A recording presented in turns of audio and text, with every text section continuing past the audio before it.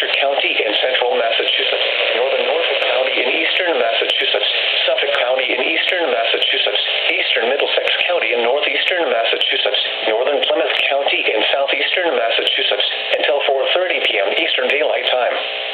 At 3:40 p.m. Eastern Daylight Time, a severe thunderstorm was located over Carlisle or over Billerica, moving southeast at 30 miles per hour.